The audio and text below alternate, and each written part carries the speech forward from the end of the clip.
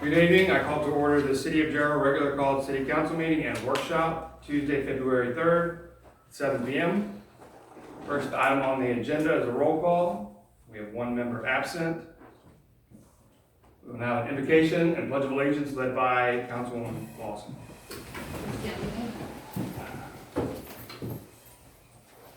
Dear Heavenly Father, we give you thanks for the gift of a new day. We give you thanks for keeping us safe during the recent inclement weather. Please continue to guide our thoughts, words, and actions so that everything we do is a reflection of your love and direction for our city.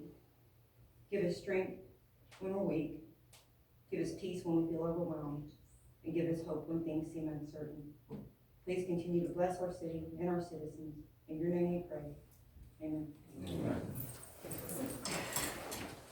I pledge allegiance to the flag of the United States of America and to the republic for which it stands, one nation, under God, indivisible, with liberty and justice for all.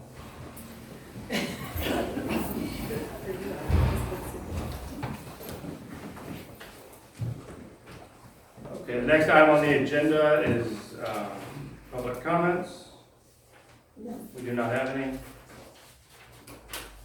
Okay, moving on to the consent agenda items.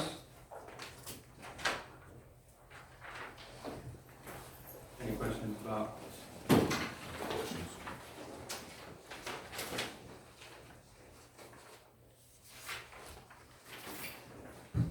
Is it possible to remove from the consent agenda the minutes of the workshop on the day that I was absent? So that I can abstain from that and then I'll make a motion to approve.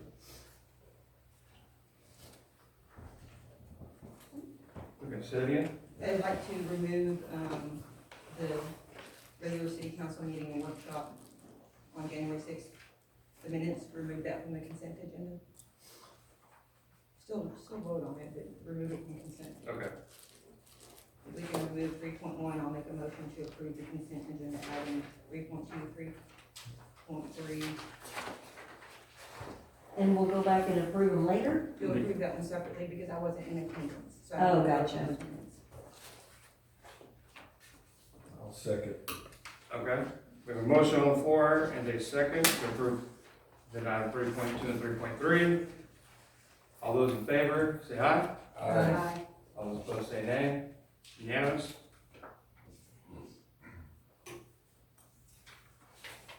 All right, I'll accept a motion to approve 3.1. I'll make the motion to approve 3.1.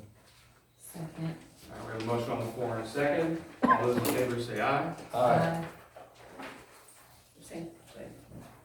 All right. It was passed 3-1 with one abstention.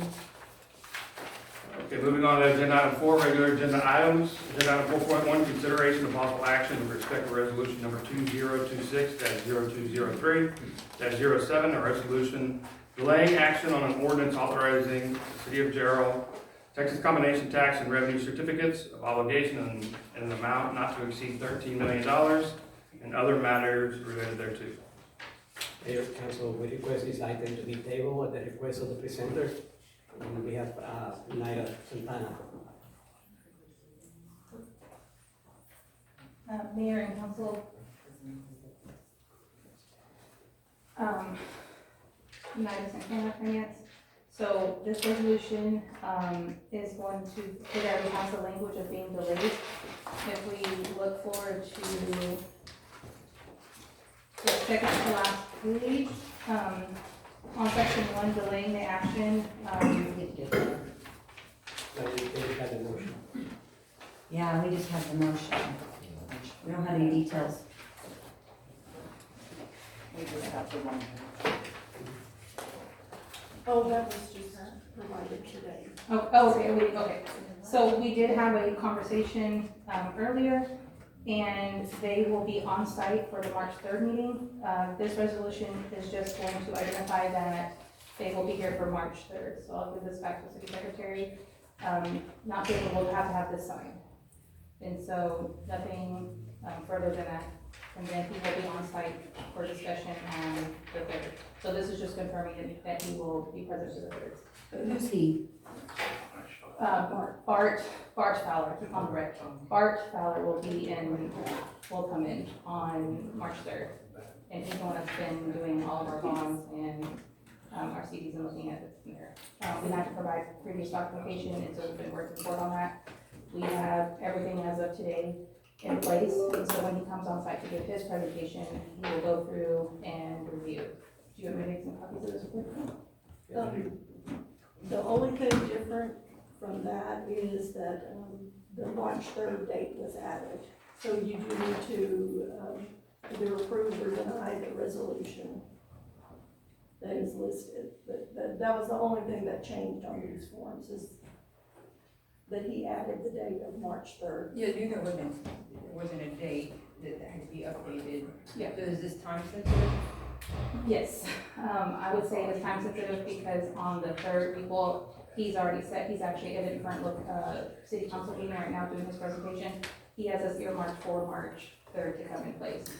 I recommend it is time sensitive, and all it is just proving, yes, we acknowledge he's coming in on the 3rd. So we're not approving the resolution again, or we? You approve the resolution, just saying it's gonna be delayed to March 3rd. And so we have the language, so I recommend it's time sensitive. If you can look at it, you can have city secretary send this over. You guys can Would you like to look at it before voting on it? I can make a quick few copies. We're just delaying it, we're not, we're just tabling, right? We're voting on the resolution. We're voting on that resolution. This resolution is gonna confirm he will be here March 3rd. I'd like to see Yes, this. that's it. Okay, if you don't mind, I'll just make a No, quick go ahead, copies. and we'll go ahead and move on to 4.2, and we'll revisit this item. Okay, agenda item 4.2, discussion, consideration of possible action on the Mazonas preliminary plat. A property described as being a 150.92 acre tract of land located in the Nathaniel Moore Survey, abstract number 410. In Williamson County, Texas, said 150.92 acre tract being all of that called 150.977 acre tract of land recorded in document number 2023-073770 in the official public records of Williamson County, Texas. Ms. Bell. Thank you, sir. City Council, the item presented before you this evening is a preliminary plat for Mazonas property. We've seen multiple items come forward on this property previously. Subject property is on the map shown on the screen before you. It is a preliminary plat because they will have to bring infrastructure to the site, water and wastewater. A copy of the face of the preliminary plat should have been included in your packet and is on the screen in front of you. Western half of the property, which would be the upper half, and then lower half of the property that almost runs along FM 487. The Finance and Commission is required to make a recommendation to this body for preliminary plats. They did recommend approval of this at their meeting last week.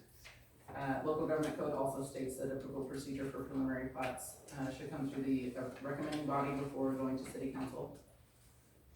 Background on subject property is approximately 151 acres. Council did approve the utility service agreement at the December 2nd, 2025 council meeting. Project milestones per the utility services agreement were the comp plan and land use amendment, which was done last fall. The annexation, again, done last fall, and zoning done last fall. Preliminary plat shall be done within 24 months from the effective date of the utility service agreement, so they are on track with all of these requirements. Infrastructure construction plans 30 months from the effective date. Final plat 36 months, and first building permit 48 months. We may come back to revisit these timelines in the future depending on how long it takes to get some of their off-site infrastructure, i.e. gas and electricity to the site. I think that's going to be one of the more challenging items to get over to that location. Application for preliminary plat was received on December 12th and was forwarded to MRB for review. Comments from MRB were returned to the applicant on January 14th. Revisions to the first interval were received from the applicant on January 21st, and all comments were addressed in a letter to the applicant on January 23rd. The preliminary plat is in compliance with all of the codes and ordinances in place, and staff is recommending approval of the preliminary plat as presented. Do you have any questions for staff or for the representative? I've seen this one, just in this one. Sorry. So we've seen this one,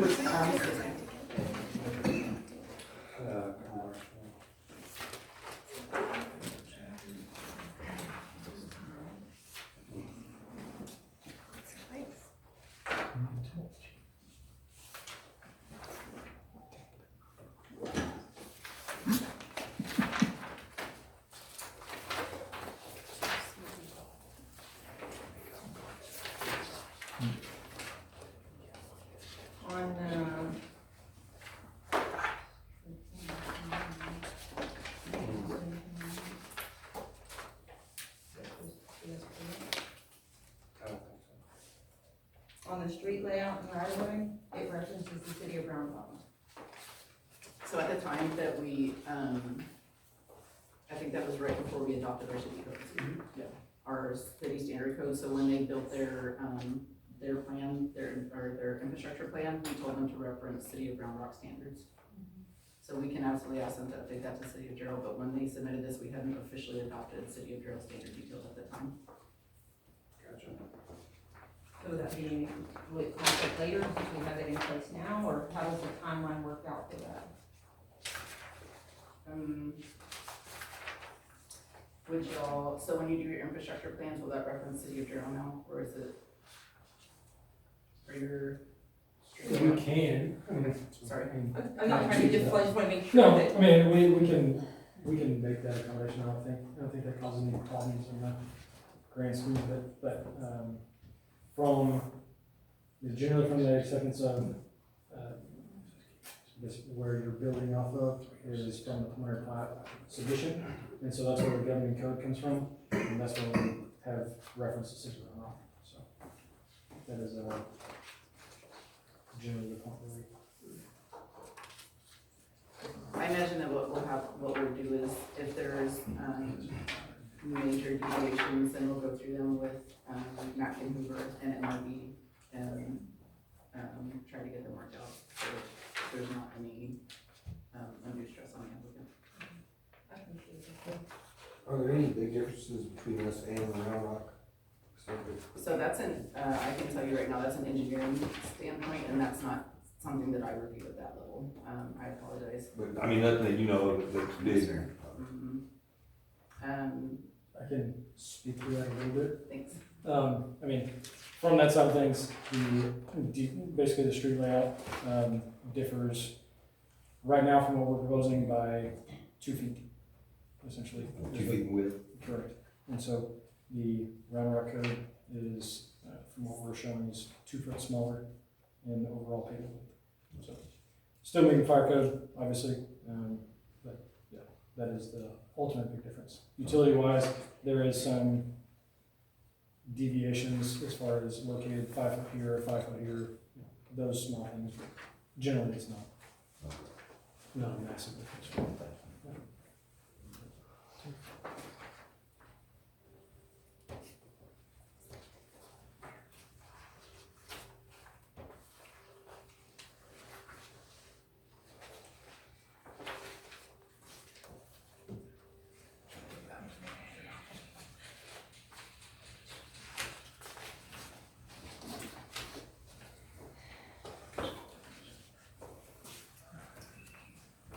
Any other questions?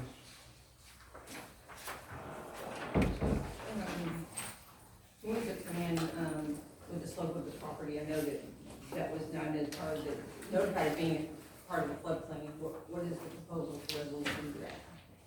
For the floodplain area, Mm-hmm. I mean, essentially, we're going to stay out of floodplain, from the development perspective, and anything, from the plans that we have right now, we're staying out of floodplain.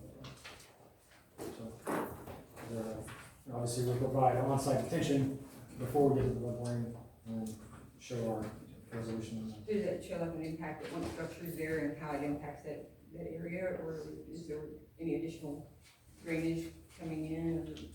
I guess I'm trying to understand that once, you have that pavement, how does that impact what's already there or its surroundings? Yeah, so that's part of our detention requirements. So anything that we have on site, Right. we have to return back to existing conditions before it leaves our site, obviously. And so our subdivision infrastructure plans or construction plans that we submit will show that we're not increasing the flow downstream at any point, or theoretically, showing that we're not increasing the water surface elevation at any point throughout the property, that we're meeting the same requirements that it is today as it sits right now. I appreciate it. Yeah, of course. Anything else?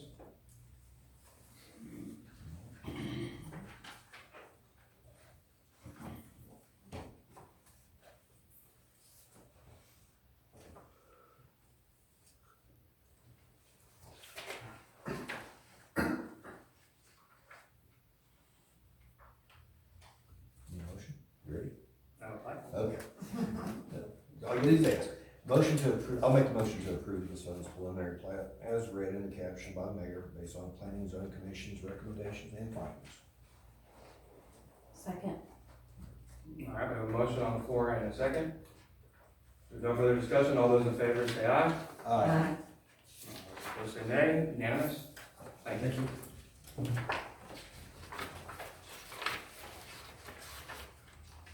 Okay, would you like to go back to 4.1?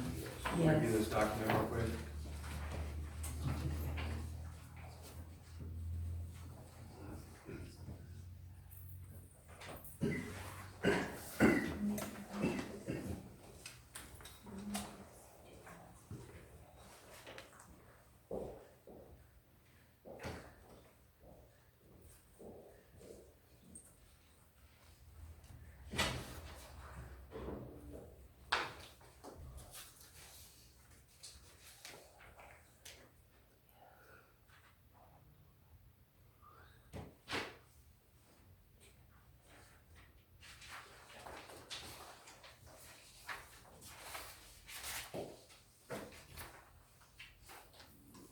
Oh, this is all this is saying is that back in November, we said it was gonna be this, we gave right to list it, and then now we're having to say we're having to move it. Right? Correct.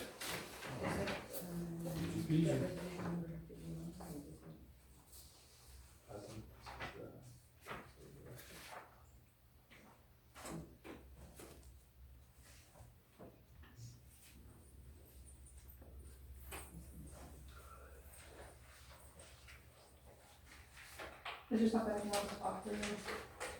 Yeah, I'm good.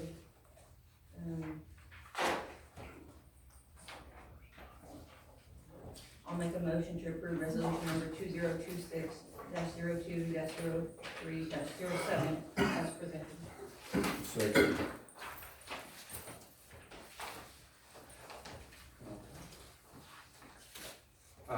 For their certificate of resolution, I'm sorry. for the certificate of resolution, we do have one member absent. Will that just be filled in? Do we not need to make anything? Okay. I'm sorry. Yeah, just put in their name. Okay, we don't need to state it in the motion or anything. No. Okay. Alright, we have a motion on the floor and a second. There's no further discussion. All those in favor say aye. Aye. All those opposed say nay. It was unanimous.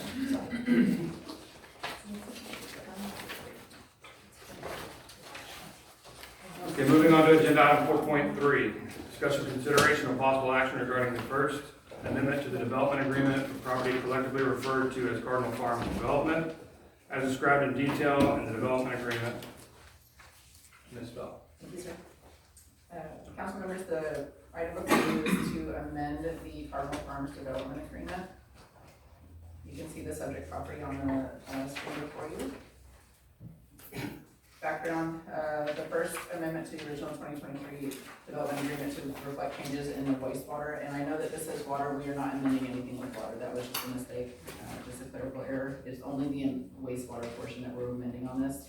Initially, when this subdivision was designed, they had planned on putting in a package plant, and after the first development agreement was approved and executed, city staff, prior to existing city staff, but city staff and the developer did make some agreements to remove the package plant and put in a regional lift station for wastewater, along with a force main through the property that will feed to the First Street lift station, existing wastewater infrastructure. So that's really what this amendment is for the city to agree to cover the cost of the oversizing or the regional wastewater lift station that's in this subdivision.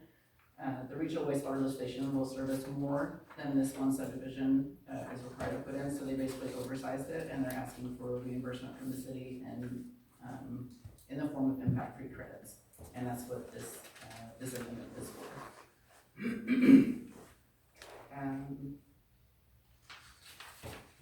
Staff is comfortable with the requested amendments.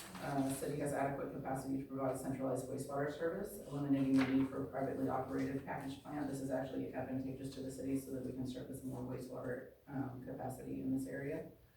and having the developer complete the County Road 305 water transmission line improvement. So this is they're going to complete, a water line along County Road 305 that will service more than their subdivision as well, but that was already executed and agreed upon in their original development agreement.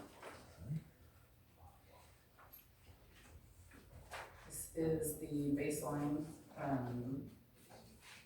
wastewater infrastructure to service their property, and then the total city scope, and I believe that you have a paper copy of this at your seats. So the total estimated developer wastewater reimbursement would be approximately $1.1 million, and they are asking for that reimbursement to be done via LUV credits. Total of 400 LUVs. We did add in a 10% contingency in case by the time that this goes out to bid and is constructed that prices have fluctuated a little bit. Is there, do we need to clarify some stuff for y'all? Do you have some questions on this? What are they putting on that property then? This is a subdivision, a residential subdivision with 2 commercial lots along Seabud Stockton. The commercial lots are approximately 5 acres, and there's residential lots interior. I was trying to see. What is our current LUV rate? For wastewater, I believe it's about 6,000. Why the variance for 400 at that value? Why the variance? Because they are putting in infrastructure that is larger than what their subdivision would require. And state code says that we can, if we're asking them to put in infrastructure that's larger than what their subdivision would require, then they can request reimbursement from the city. I guess I'll ask it, so we don't wind up in the same situation we did with another developer. Who's putting the value on the other sides? That came from an engineer, or Yes. later on. I can answer that one. This is an estimated one, but the actual will be, the city will get the actual receipts and costs from The construction of the. so it's the actual cost. This is just an estimated number based on what we think it might be, but once the actual costs come in, those actual costs have to be submitted to the city so that they know exactly what the costs are. You just turned it in just so they could have, A number. just have something to talk Have an about. idea. That's probably not the number, it's gonna be a receipt type, pay as you go, so. Okay. We're just not gonna go from like 1.2 to 2.4, right? Yeah. Then it goes, because that means you have the baseline number went way up too, so, it throws off a lot of numbers. I guess what I want to hear is the city's gonna be looking at the value and having somebody look at, like I said, so we don't wind up in the same situation we did a year or so ago where, they were giving us numbers and they own the whole thing, so. Yes, so, we can send this to an engineer to vet those numbers, because they did give us like linear foot, Okay. the product type, stuff like that. Okay. Yes, sir, yeah. And Councilman Clayback, we have a pretty good guess, because we did Calumet like a year and a half ago, so we have a pretty good bead on the construction costs, and we are completing 305, like Ms. Bell said. So we have a good estimate, but it's not totally correct, I just wanted to give y'all something that y'all can see. And who's doing those projects? Is it your company or is it? It's our company. Okay. It's Blue Rock Capital. Is that right, or construction? Yes, construction. Yes. Well, we got so many companies, And then the engineering firm that they utilize is one that I've worked with previous to working in the city. I have a long-standing relationship with that engineering company. And it's, like I said, it's reimbursed based on the impact fee. So that limits also the amount over the total. That if you went over that, then we have to eat the amount that went over the amount of the reimbursement also. Based on the 400, the difference of the sewer impact fee. So it kind of limits the upside that it couldn't double, because we would have to pay the difference if it went above the impact fee cost reimbursement. Okay. So we'll keep it under double.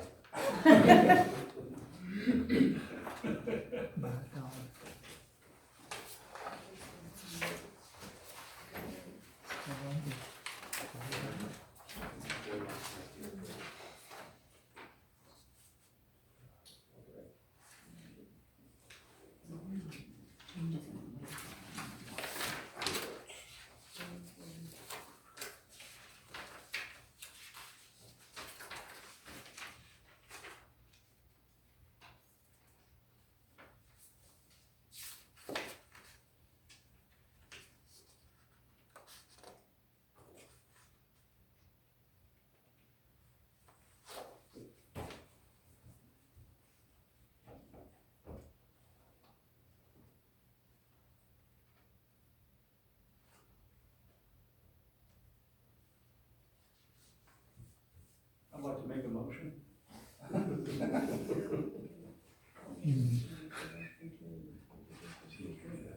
How are we doing on our capacity at the sewer plant? Capacity at the sewer plant, are we still okay, or? Oh, yes, sir. You know, with this, Yes, sir. Oh, yeah, so just to expand on that, we are working with an engineering firm to design the next expansion of the sewer plant, so that when we get to a higher capacity, we're not scrambling to get that done. That was already accounted, the expansion was already accounted in the budget plan. okay. We already hit the figure for this time. No, I thought we were getting close. Yeah, no, it was already accounted and approved from the budget. Okay.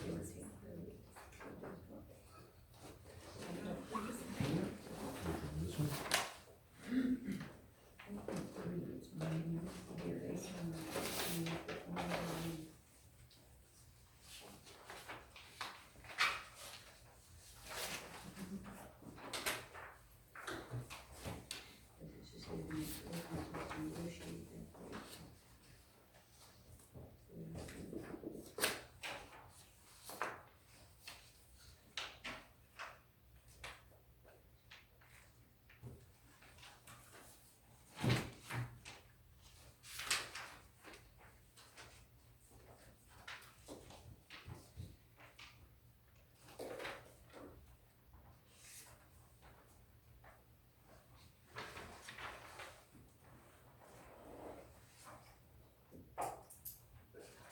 Any further questions or concerns?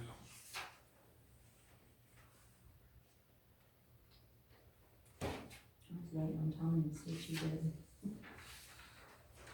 I'll be right back.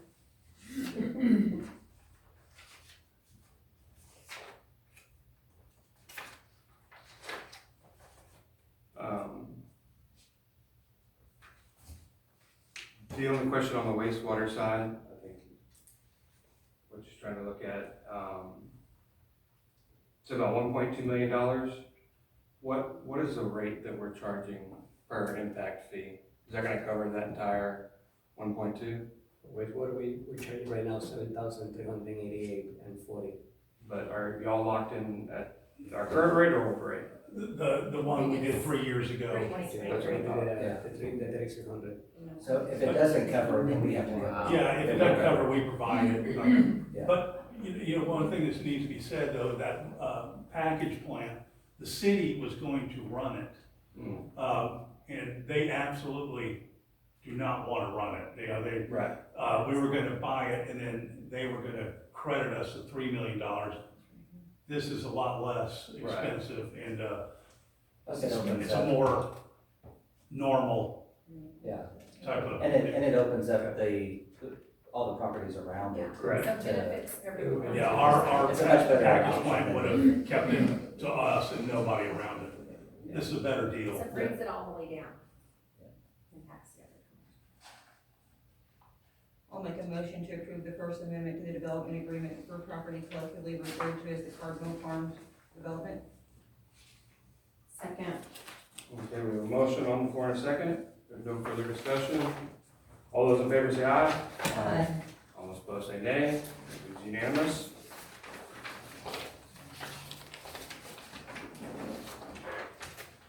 Thank y'all very much. I appreciate y'all's attention to this. Thank you. See you, Forrest. See you, Kristen. Okay, then moving on, agenda item 4.4, discussion, consideration of possible action regarding the development agreement for property collectively referred to as the Mareva Enclave Development, as described in detail in the development agreement. Ms. Phil. Thank you, sir. Apologies, this is actually going to be a utility services agreement, not a development agreement. That terminology was mistakenly left in on your staff report. The subject property you can see on the screen before you, it is located near the high school and near the Masomas property development. The utility services agreement is between the city of Gerald and Marava Holdings LLC for water and wastewater service. It applies to approximately 10 acres proposed for the Marava Enclave mixed-use development, basically townhomes in this area with some commercial along the FM47 frontage. The development is allocated up to 77, it says 90 on your screen and it said 90 in your staff report. It's actually 77 for their feasibility study, so we did correct the, you should have a correction in the papers that were provided to you on the dais. So 77 LUVs of water and wastewater capacity. The owner is responsible for the design, permitting, construction, and installation of all the required water and wastewater infrastructure. So similar to other developments that you see, they'll be required to install water and wastewater pipes running to their property, and then they dedicate to the city as city infrastructure. All utility improvements must be constructed in accordance with the city standards. Upon completion and acceptance of utility improvements will be conveyed to the city for ownership. Allocated LUVs are site-specific, non-transferable, and do not run with the land. They will not be able to move these LUVs to any other property that is built into city code and also built into this utility services agreement. Should they not use all of the 77 LUVs, they will not be able to retain them for another development if they come back to the city.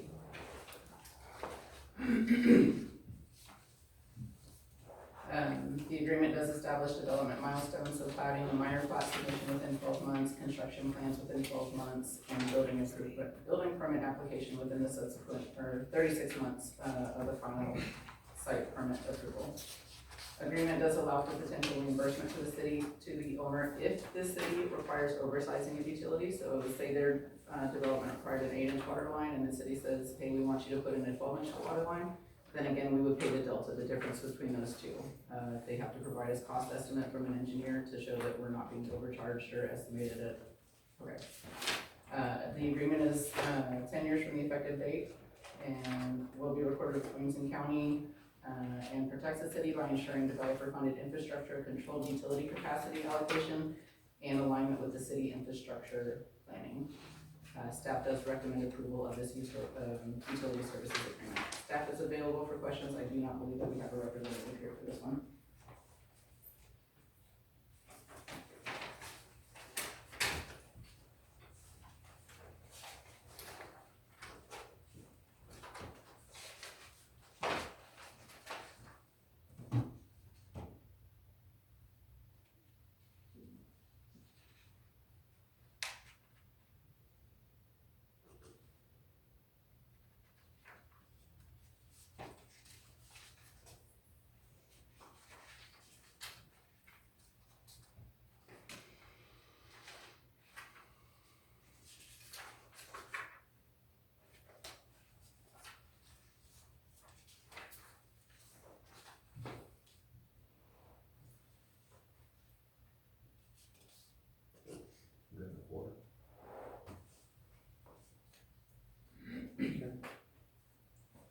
All the costs, we discussed.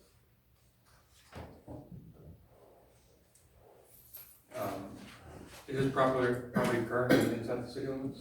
Couldn't tell me that. Okay.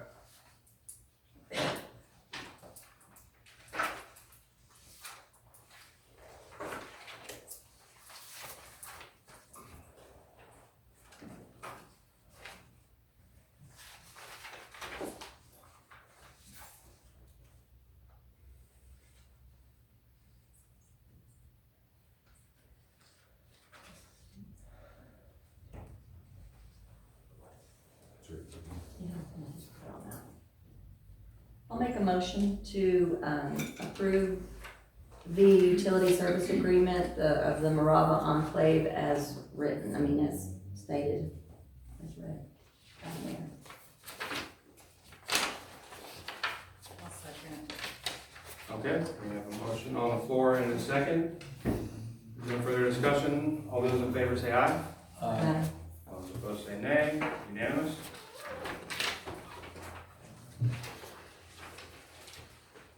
Okay, agenda item 4.5, discussion and consideration of possible action regarding the amended and restated utility and development agreement between the city of Gerald and multiple landowners in municipal utility districts for the provision of water and wastewater services in the Cornhill and I-35 corridor area.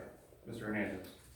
So Mayor, the staff is recommending to table this item. We're currently working on some language clarification for this agreement.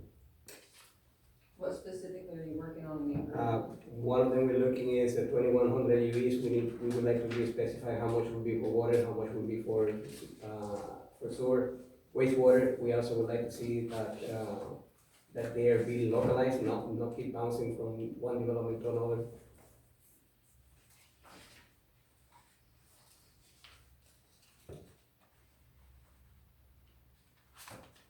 So saw where that is gonna be defined in the cost and then non-transferable? That's one of the things that we're working with. Will they be lost after a certain timeline as well, or do they have a certain time frame to use them? Like I said, we're working on those agreements. We did not finalize agreement before this presentation. I'll make a motion to table 4.1. Second. All right, we have a motion on the floor and a second. With no further discussion. All those in favor say aye. Aye. All those opposed say nay. Unanimous.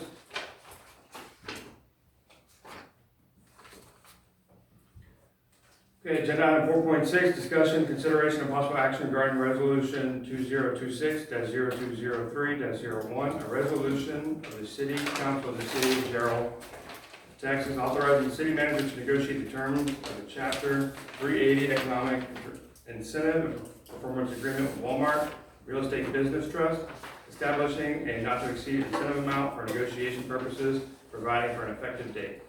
Mr. Hernandez. Council Mayor, this is a motion to authorize city manager to negotiate a 380 agreement with Walmart. By no means we are authorizing a 380 agreement, just the ability to negotiate with them. Walmart will, for this development, Walmart is willing to upfront the cost of the wastewater line, estimated price of $2.4 million. That will cover engineering, easements, and construction. The staff is proposing a 50% abatement until the offsite difference is paid off. But Walmart has expressed willingness to send that abatement over a period of 10 years, which will increase the amount the city will receive and the amount we have to decrease the amount we have to pay over that period of time. What is the projected sales tax? Being conservative, the staff evaluate $1 million after the split with the ESD annually for the city. And if we do the 50% tax abatement, the city will still receive $500,000 a year after the abatement. If we split it over 10 years, then the city will receive more than $500,000, but it will take 10 years to repay that offsite difference. After the completion, the wastewater line will belong to the city, and the city will be in a better position to negotiate future development in that area. The final 380 agreement, once all the terms are negotiated, will be presented for council for final approval.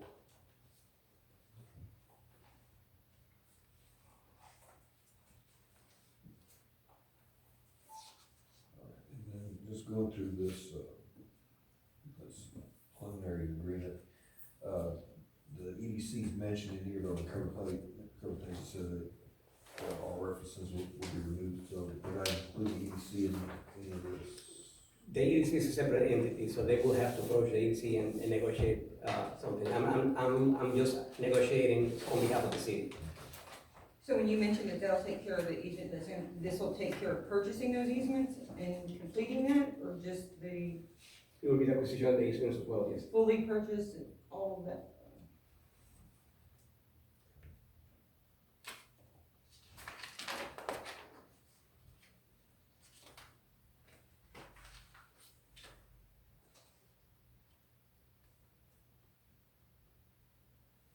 I guess I'm looking for clarity, because I thought we already had an agreement for you to work on a 380, so what's the difference with that and us seeing this and you continuing? No, I think this is the first time working a 380 agreement with Walmart. The 380 agreement that was authorized was when I was interim, was for the Labat.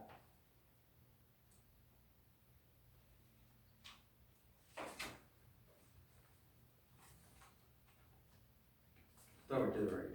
I thought so too, is it how we have this? Recall.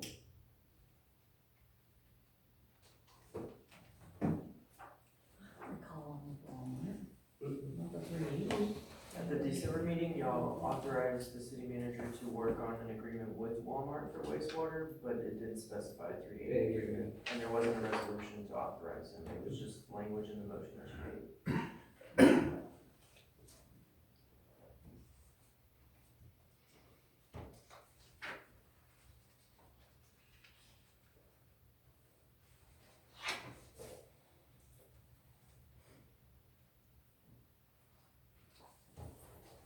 there any way we could get the motion that was made in that December meeting for the wording for that, so just make sure that we're not duplicating anything?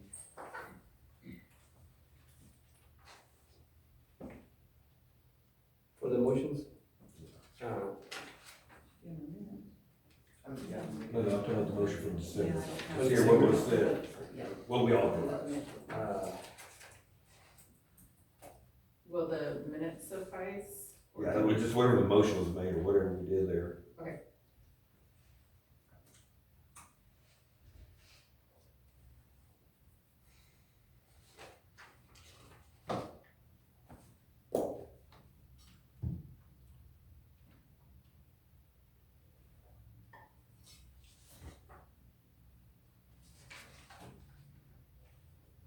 And you're confirmed on the temporary, wastewater if needed? for the, Well, that's confirmed, for temporary wastewater if needed? no, I think.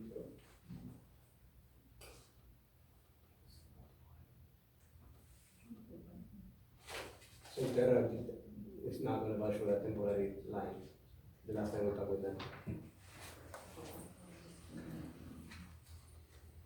But solution is available, correct? For them, we need to move in this quarter, in this line for them. Okay.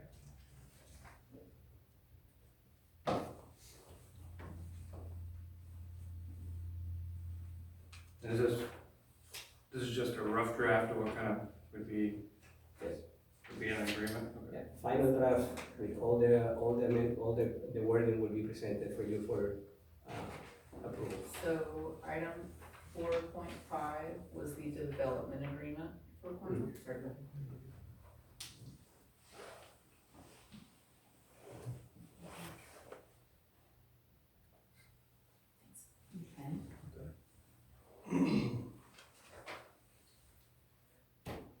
And nothing else?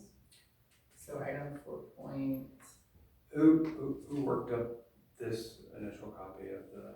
It was provided by Walmart's attorney, and it's Okay. been sent over to the city attorney for review. And we did Gotcha. ask her, when we were reviewing it, making comments that all references to EDC be replaced with the city of Darrell. Okay. So item 4.3 at that December meeting is the right-of-way abandonment. Okay.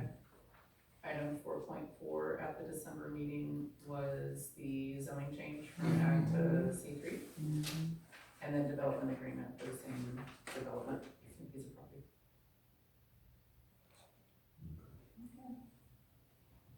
Thank you for finding that. Appreciate it.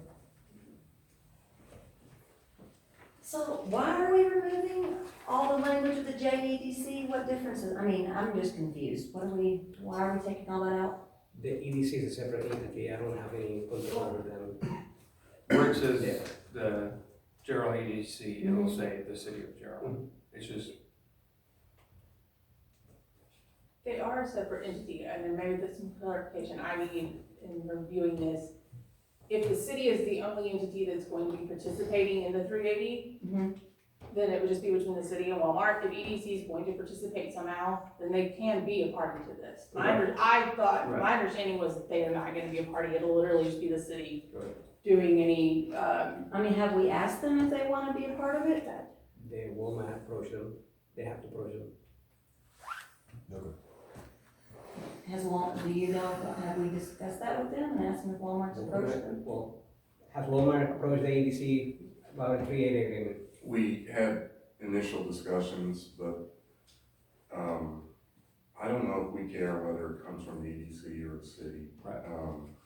If we contract with the city, the sales tax, would come out of the city's share of the sales tax as opposed to the EDC's. Cities do it either way, and some do it through their EDC, some do it on their own, so if that's your choice, we're fine with that. I didn't know why. Thank you.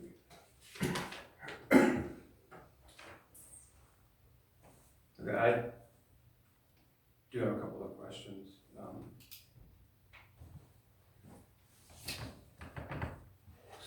So I guess First one would be maybe a question for you. When it comes to the 50% rebate, we have the one group split with the ESD. We get 1%, but when we get, unlike property taxes and sales tax, quarter of that's allocated to our EDC, and a quarter to our road fund, and then half to our general fund. If we rebate that 50%, what exact number are we rebating? Are we rebating that entire 1%, or is it the general fund 50%? I will confirm for sure if it's the general fund, because if those are already earmarked, then they're earmarked, but I will confirm if it's Okay. the overall 50%. Because that makes a big difference or if on it's- what we're actually rebating, and I think it was earmarked, it's earmarked, but I will confirm for sure. Okay. On that.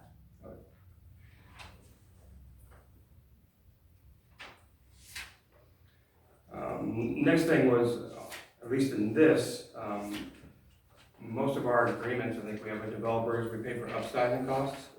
So whatever initial cost the developer has to get line from point A to point B, they would pay for, and then we would pay for any upsizing. I think in this agreement, from what I'm reading, it looks like that we're essentially rebating 100% of the project cost. Is that kind of correct? So the capacity that Walmart would require in that wastewater line is approximately 5% of the total capacity, which would equate to about $150,000 of cost for their capacity to buy into that line. You want to expand on that? Okay, but by state law, we can only request, for them to pay the proportional share in that capacity, and the offsite will be up to the rest will be to the city.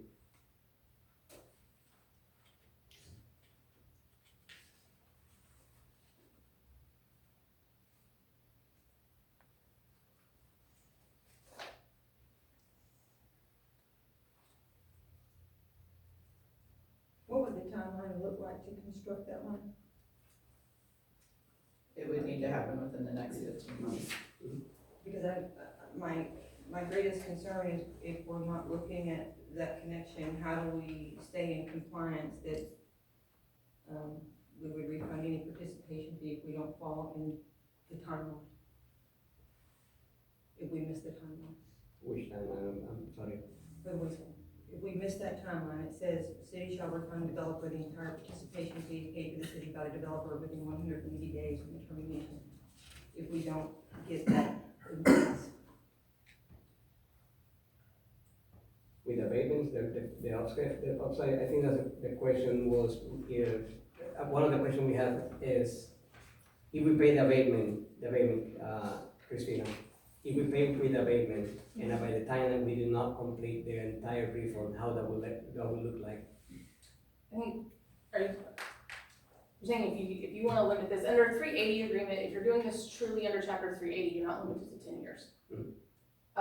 That's actually under a property tax abatement under chapter 312 of the tax code. So if you wanna keep it at 50%, then you could extend that past 10 years. If you wanna keep it within 10 years, then you might need to adjust that percentage that you're paying them. Does that make sense? it will provide us with like a projected amortization table to show us what it would look like at 5, 10, and 50, just so we can can provide see that. I can where provide that's that. at, and then also the projections to maintain infrastructure.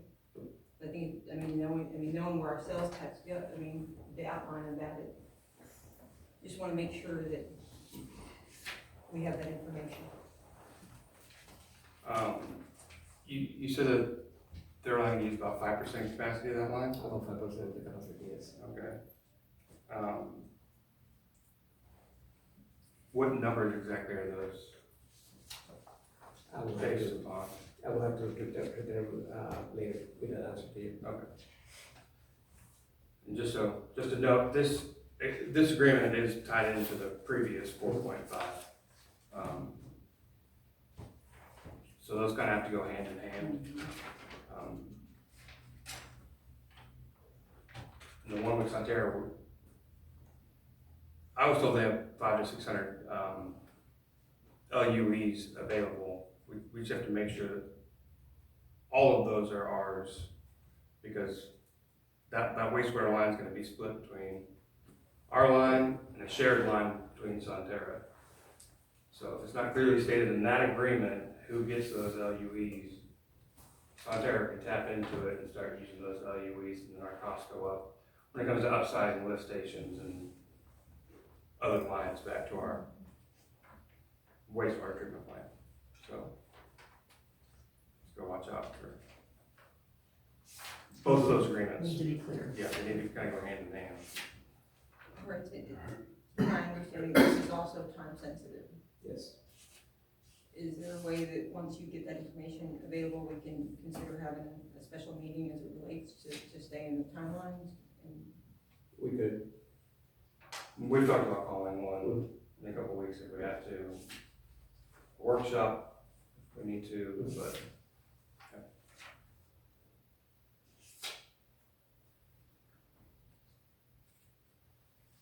so just so I be clear, when I present the 380 agreement before you, you want with that, the amortization table of payment, a table showing the operational maintenance of that line.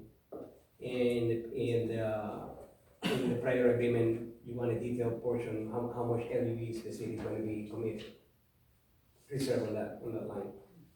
yeah, because a little more than half of it is gonna be a shared line with Sonterra. And that's gonna connect to multiple new developments they're trying to do. So if they're trying to tie into that line, we don't get the full 600 LUEs. And that's how we're basing this 5%, I assume, on, right? Yeah.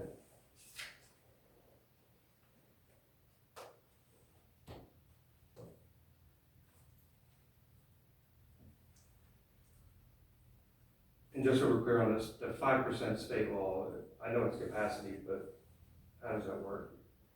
Like, so if other developments,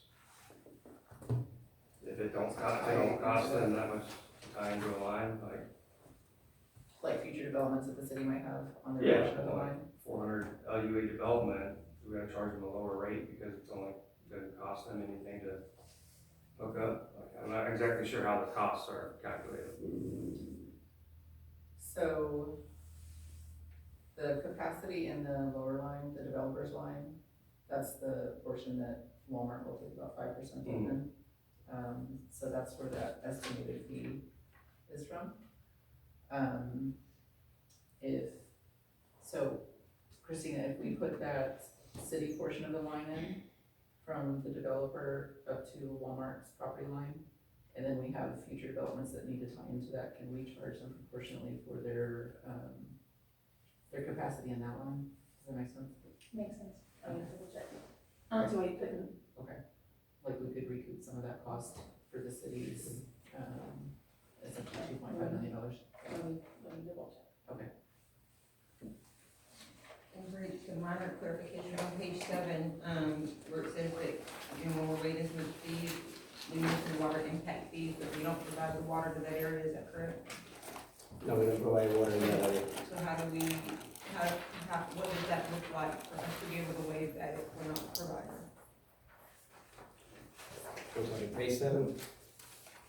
That'd be something that would need to be, Yeah. just take it out, I assume.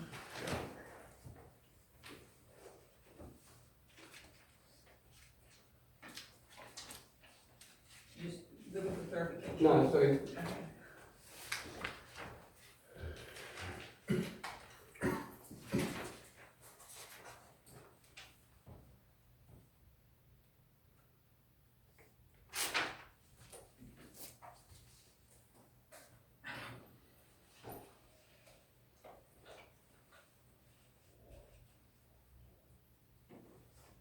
Any other questions, concerns?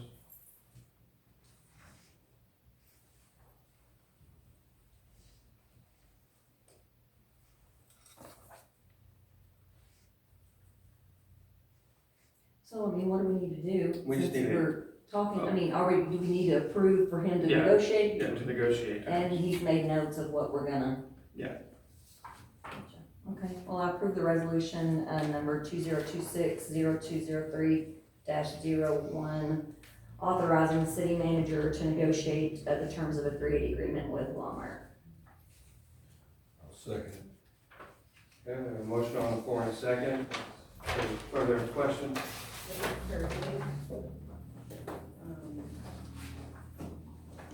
How do we define the not to exceed incentive amount? Is that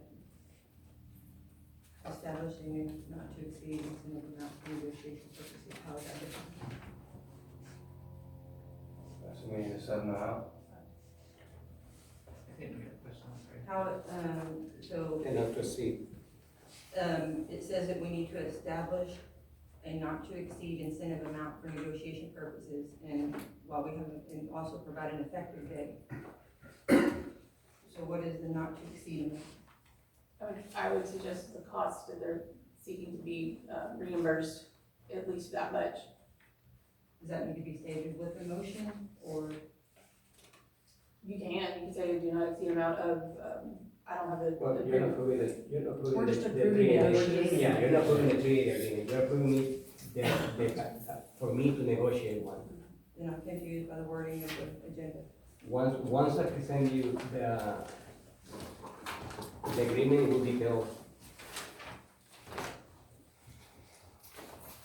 The caption says establishing and not to exceed incentive amount for negotiation. What's the agenda, so don't we have to recognize that? You don't have to necessarily, it's up to you if you want to give him that or not. If you want to, you can put a number in there. Ultimately, you'll have to It's approve like it. we've taken this in a lot of circles, so I'm looking for points of clarity to be efficient in what we're doing. She just wants to see, she wants to know if when she approved for me to negotiate the 380 agreement, she capped it to not to exceed the 2.7. Yeah, that's fine. You Yeah, want you can to, make the motion that if way. you want that to be your motion, then that's your motion. I didn't make the motion. To cap it to 2 points, what? 2.7, Not to exceed. not to exceed 2.7. Okay, so do I need to start all over? Bring here at the I'm gonna end. approve the resolution number 2026-0203-01, authorizing the city manager to negotiate the terms of the chapter 380 agreement with Walmart, establishing and not to exceed incentive amount of 2.7 million. I'll second that. All right, we have a motion on the floor in a second. No further discussion. All those in favor say aye. Aye. All those opposed say nay. Unanimous. Moving on to agenda item 4.7, discussion consideration of possible action regarding resolution number 2026-0203-02, a resolution of the City Council of the City of Gerald, Texas, authorizing a professional services agreement with Rice Inspection Incorporated, and an amount not to exceed $20,000 for easement acquisition services for the Cornell County Road 312 wastewater line extension project, providing an open meetings clause and providing an effective date. Mr. Hernandez. The following before you is to approve and to enter into service agreement with Rice Inspection for the acquisition of easements related to the Walmart line, and not to exceed $20,000. The required easement for Walmart wastewater line at the Cornell Business Park. Easements will go through several properties, and the staff is anticipating some challenges on acquiring it. The staff selected Rice Inspections Inc. Since they already negotiated easements in the ARPA line, and they're familiar with the area and the process. The amount of this agreement is not to exceed $20,000, not to include any potential appraisals. And again, Walmart is gonna upfront that cost in the 2.4. Okay, that was the clarification. And any costs related to the wastewater line will be upfront by Walmart in the 2.4.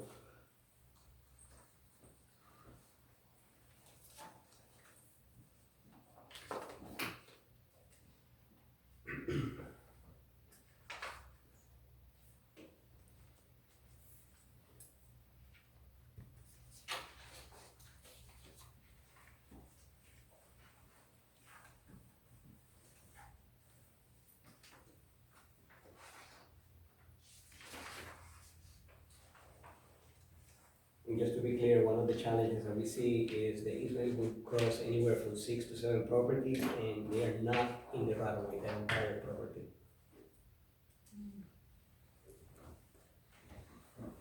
So that means we have to pay people to let us do that, or what? That's the easement. That's what the provision. 20,000. No, the No, the 20,000 is for him to negotiate those easements. Oh, under eminent domain, chapter 21 of property code, you have to pay them fair market value of the easements. Is a rice,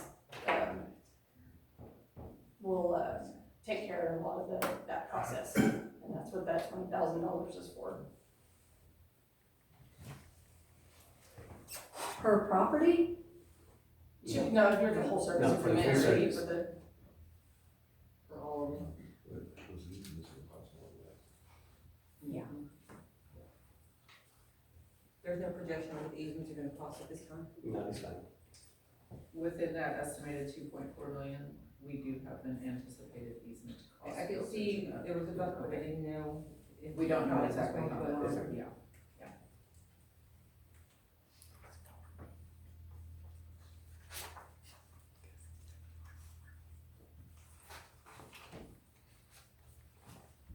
Make a motion to approve resolution 2026-0203-02. Second. All right, we have a motion on the floor in a second. No further questions? All those in favor say aye. Aye. All those opposed say nay. Unanimous. Agenda item 4.8, discussion, consideration, of possible action regarding resolution number 2026-0203-03, a resolution of the City of Council of the City of Gerald, Texas, authorizing the city manager to enter into a professional services agreement for engineering and related services for the Cornhill wastewater line extension, lift station decommissioning, and County Road 312 wastewater extension project, and conditioning such authority upon execution of a Chapter 380 economic incentive and performance agreement with Walmart Real Estate Business Trust, providing an effective date. Council Mayor, the item before you is to enter a service agreement with KPA.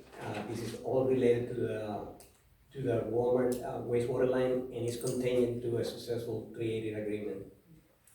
As part of the Walmart upfront in the cost of the wastewater line is to cover for engineering services like design, bidding, and construction administration. KPA estimated services are $188,950.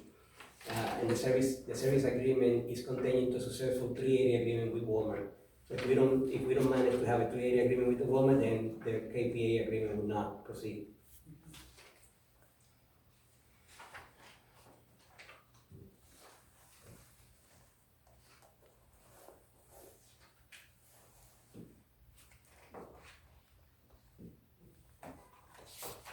As you all know, KPA is a long-time consultant with the city, and we have full confidence, the staff have full confidence in their ability. I'll motion to approve resolution number 2026-0203-03. Second. All right, we have a motion on the floor in a second. There's no further discussion. All those in favor say aye. Aye. All those opposed say nay. It was unanimous.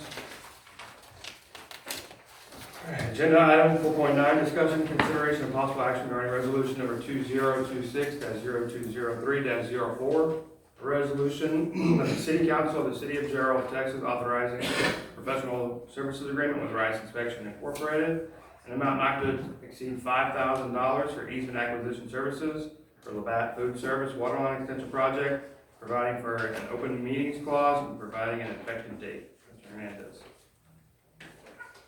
This one is with the same consultant, Rice Inspection, but this is for the Labatt project.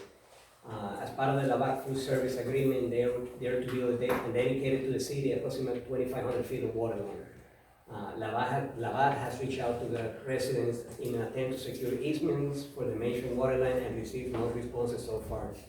They reached back to the city requesting assistance, and to move the project forward, staff is proposing to use the same consultant, Rice Inspections, and enact a service agreement for the acquisition of such easements.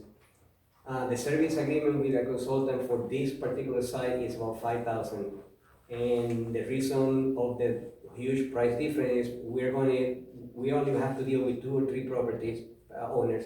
And this time the easement is in the right of way, it's not in private property. Well, it's adjacent to right away. Yeah, yes, yeah. Is this a cost that they would have incurred, or is this cost that is actually on the city? And this will be an investment from the city, because investing in moving this line forward, the return we're gonna have by having that water line is huge.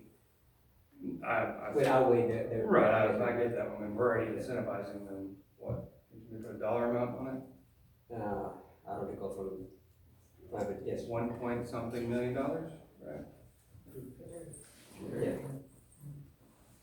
So are they just trying to pass $5,000 on to us, or do we know that? We can reach out to them and see if they wanna, I'm just wondering if this is our responsibility to actually do it, or is it theirs? no, this is us trying to help to move the project forward. Gotcha. So easement acquisition would, would fall upon the city, Oh, even good. if it's going to be a city water line. So if they cannot acquire the easements, then the city would have to, get involved at some point. Gotcha. You would have to go through it, if the property owners are not willing to grant easements, then we have to go through a condemnation process. Which is gonna be somewhere. What if they presented showing that they've tried? They have, they, With with letters to the property owners, I've talked to one of the property owners, he was not agreeable to granting the easement. At that point, Labatt and, their attorney did ask the city for, assistance in acquiring those easements. If we assist, can we be reimbursed? We can approach Labatt. Yeah, we can. We can approach I Labatt. mean, they're coming to us for help, Yeah, so. we can approach Labatt in that.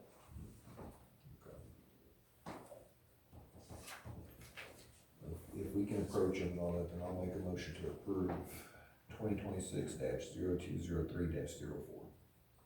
All right, we have a motion on the floor and a second. Any further questions?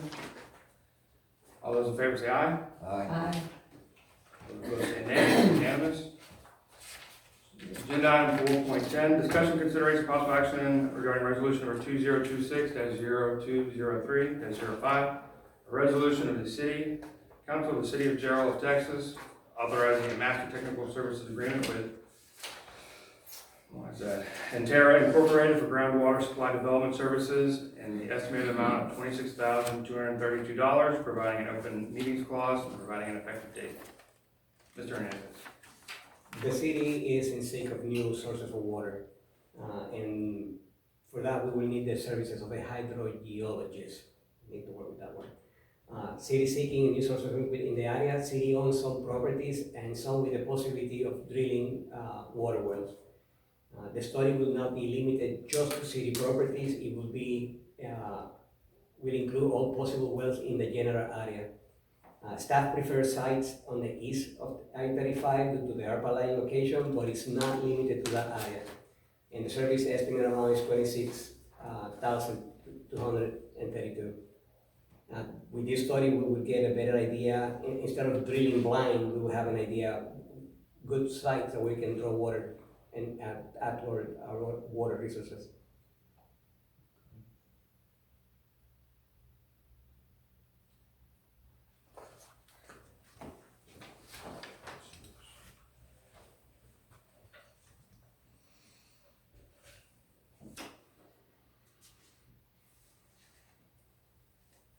So this is just the cost to hire the geologist? For him to conduct the studies in the area and tell us where we have good chances to find wells. Another thing that I want to try is, I know we have some properties that were bought with that intention. If they don't produce any outcome, then we will turn around those properties and pay for other amenities.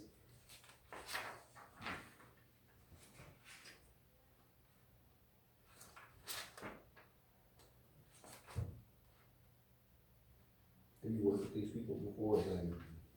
No, I haven't, but they're familiar with the area, and I think we asked for three consultants, and he was the most Yeah, this qualified. was passed along to us, by one of the engineers that we work closely with. Okay. And how long does this study take? I don't know, we don't have a timeline for it. I would How long it's gonna anticipate take, but I mean, it's costing the 26,232. I would anticipate this would probably take at least 3 to 4 months for them to return some data to us.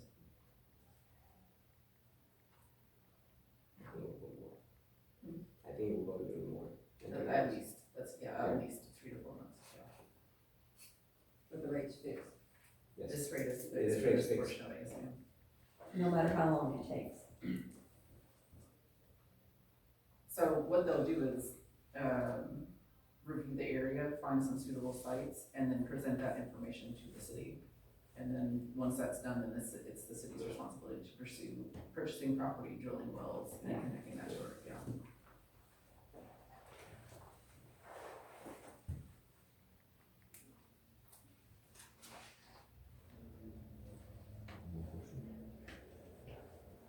Don't have any.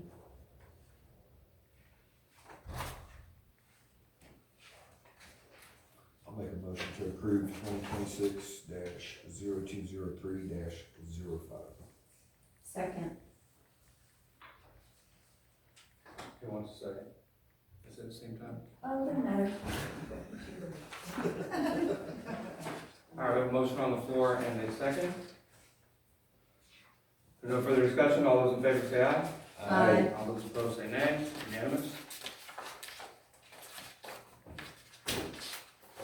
Agenda item 4.11, discussion, consideration, and possible action regarding ordinance number 2026-0203-06, an ordinance of the City Council of the City of Gerald, Texas, establishing general standards and requirements for the designation, installation, and enforcement of school zones within the city and its extraterritorial jurisdiction, delegating certain responsibilities to school districts, providing for compliance with the Texas Transportation Code and the Texas Manual on Uniform Traffic Control Devices, providing for severability, repealer, open meetings, and an effective date. Mr. Hernandez. A school zone is nothing more than a speed zone enforceable by ordinance. And for that, we will establish an ordinance that will establish citywide standard for all school zones in the area. It will delegate primary site planning and documentation responsibility to the ISD.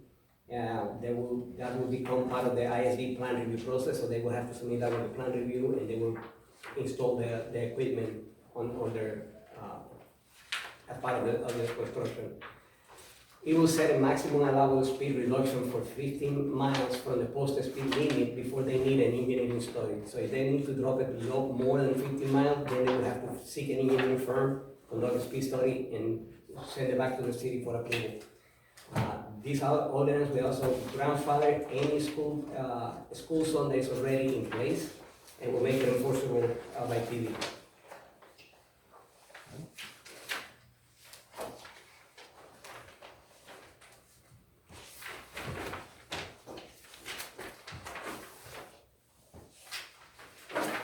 There's mentioned one of the part of the cities, a checklist they have to submit with the plan review. And that will be exhibit 2. The details, all they have to comply for the city to accept that school zone. You said it has to be no more than 15 miles. No more than 15 miles. In the ordinance, it says 20 miles. In section 6.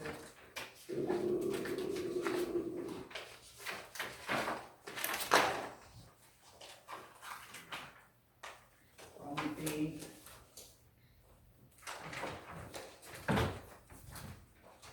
What's that referring to? The first one says. The speed limit should not be less than 20 miles per hour. So the school zone cannot be less than 20, yes. Got it.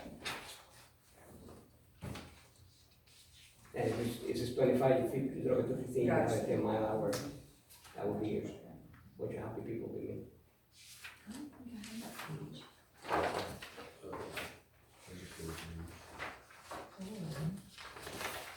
And so once this ordinance is passed for the current ones that are meeting, then how long is the process for them to get that established?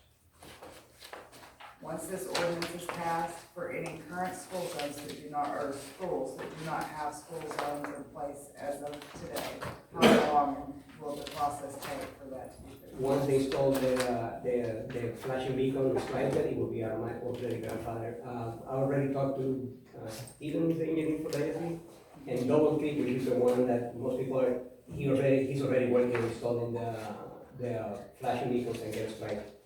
And they've already started this process? Well, they don't need to because that's an old school. I said, just go ahead and do it, and this ordinance will grandfather the Double Creek.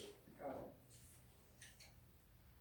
Now, a brand new site with a brand new school, it will have to go to the Double Creek, will be one grandfather in this one. Grandfather? Mhm.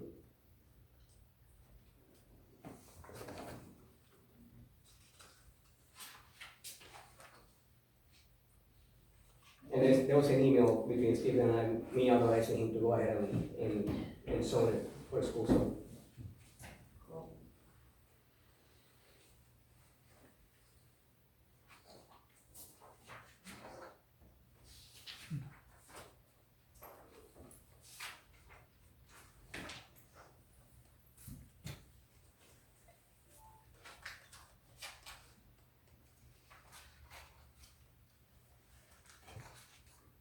I'll make a motion to approve the ordinance number 2026-0203-06, establishing general standards and requirements for the designation, installation, and enforcement of school zones within the city of Gerald. Okay, we have a motion on the floor and a second. No further discussion. All those in favor say aye. Aye. All those opposed say nay. It was unanimous.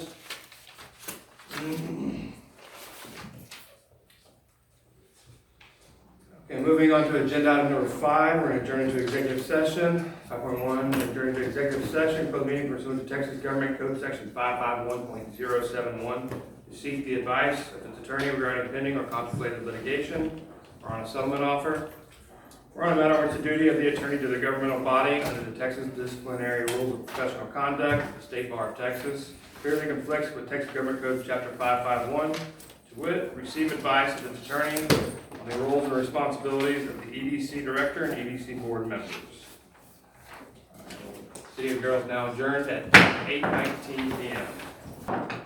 Gerald City Council is now back in session at 9:31 p.m.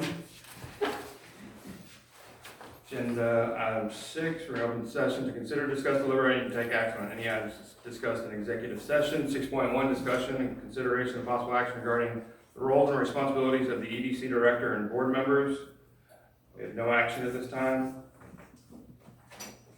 Mayor, I need to be excused at this time. Okay. I didn't know we could ask that. I have another commitment. I thought we would be different on our time. Okay. Agenda item 7, we're going to adjourn into a workshop, actually 2 workshops. So at this time, we are adjourned at 9:32 p.m.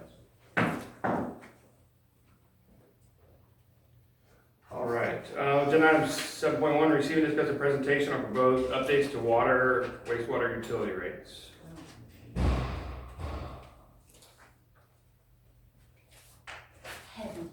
Hello, good evening. Council. It's great to see y'all again. We've been here before. This looks very familiar. Okay. So again, we have been here before. This is the same presentation we brought to you a little while ago, just with prettier pictures later on. Initially, without increases, customer rates, revenues are projected to be insufficient from FY26 to FY 2031. Key drivers are currently, right now, the utility fund itself does not pay for its own debt. So we are incorporating that. We incorporated that into our model to make sure that the utility fund itself is going to pay for all of its existing debt, as well as the capital funding that it needs for capital plans in the future. Currently, the debt that you have existing for water and wastewater is at $19.8 million, and then Right now, we have our capital improvements plan at 118.7 million. Also, whenever you take out debts and anything like that, you have obligations that you have to meet. Like right now, your fund balance or 90-day reserve that you need to meet would be 90 days of operating reserves, and that's going to be $750,000, and then a debt service coverage requirement of 1.1 times. I know this is hard to see, but you've seen it before. I believe you have handouts on it previously as well, but this is just the existing debt that you have for water individually, wastewater, and then combined together. So again, this is going to be an additional expense to the utility fund that you're not currently paying out of the utility fund. So that is an additional 3.7 million in 26, an additional 3 million in 27, and so on and so forth that we're now putting into the rates that we're suggesting. There is one big driver as well. The only thing that's changed in this one, this is the same as you previously saw. We did take out one project, and so the only thing that's changed is 2028, but everything else should be the same as what you've seen previously. So the biggest driver on our assumptions is that there's a 2014 ordinance that y'all have that states the city of Gerald will be in compliance with Gerald Schwartner's rates. We are moving forward with that because there's no ordinance to go against it right now or change it in any way. So as of right now in this presentation, we're suggesting moving forward with increasing rates to meet Gerald Schwartner's rates because they just increased the rates in November. So they have new rates. Previously, the rates you're on right now were the same as Gerald Schwartner's as well. So we're just moving forward meeting theirs. And then we have created 3 scenarios.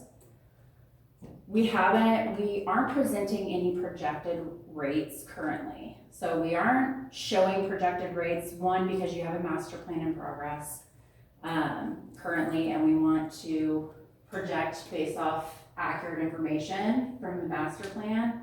Also, we need some decisions, not tonight, but in the future from in which way you want to go. So scenario 1, we have your adopted 60% of impact fees until 2031. For our scenario 2, we have impact fees at 60%, and then we bump them up to 80% in 2028, so that y'all can see the difference of what that would do if you adopted a higher amount to your maximum allowable. And then in scenario 3, we have it set at 60%, and then after 2026, you adopt impact fees at 100% through 2031, and just showing you where that puts the system, where that puts your funding and what you're needed and what will go back to your ratepayers of what we need for increases. Gerald Schwartner has made it to where that first 2,000 gallons is no longer included in the minimum, so we are suggesting as well that that goes up. It's no longer included in the fixed meter charge. We've also have wastewater rates are no longer at a flat 35. They are being charged volumetric. So this right here is gonna give you a side-by-side look at what your rates are currently for water, and then what Gerald Schwartner's rates are for 2026. So that's what we would be matching. And then this is wastewater.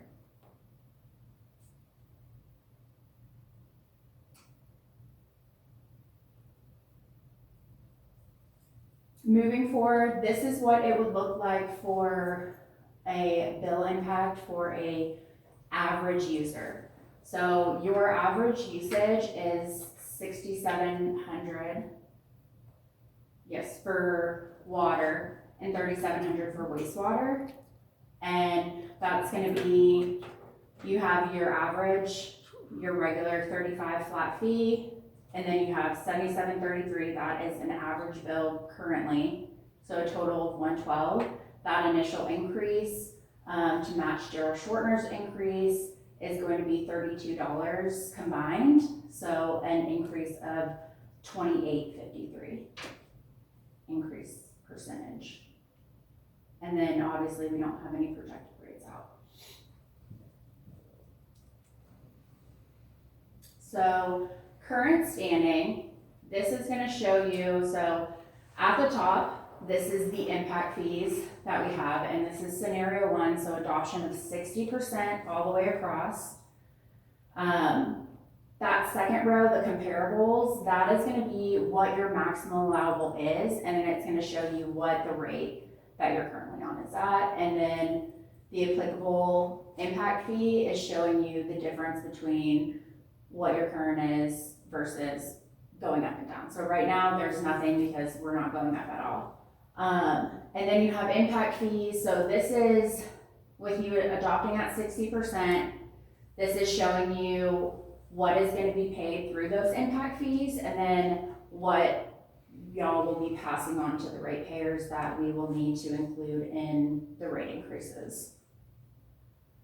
We also have assumed that everything will be 100% debt funded. So all CIP projects will be 100% debt funded. We haven't allocated anything to cash, just paying out cash.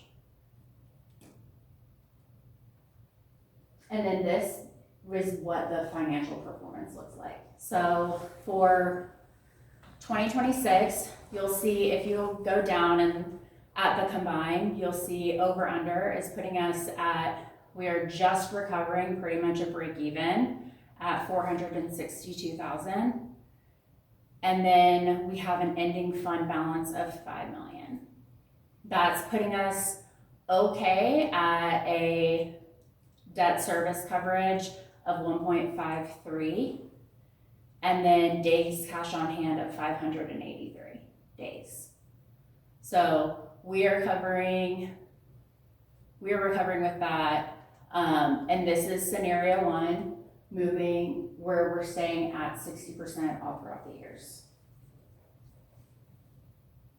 But this is with the adoption of the new Gerald Shorter rates? Yes, this is with the adoption of Gerald Shorter rates.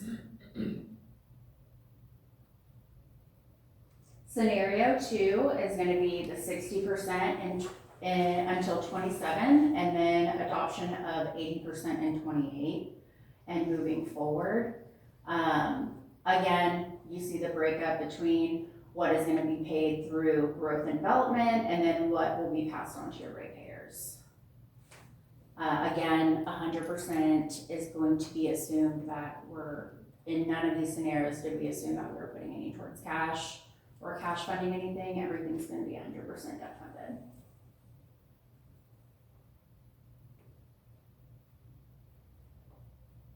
Okay, and then this is for scenario 2 with no future rate increases, just adopting Gerald Shortner rates. Those first 2 years are going to look the same. You'll see that we do end up in 2031 in a better place than we were in scenario 1. Scenario 1, that under recovering in 31 was about 4 million. Here it has us at 1.6 million, but again, that's 1.6 million that you're under recovering, as well as under recovering in the sense, or under having for a ending fund balance, under recovering by almost 3 million. So 3 million under what you need to cover all your expenses, including debt service.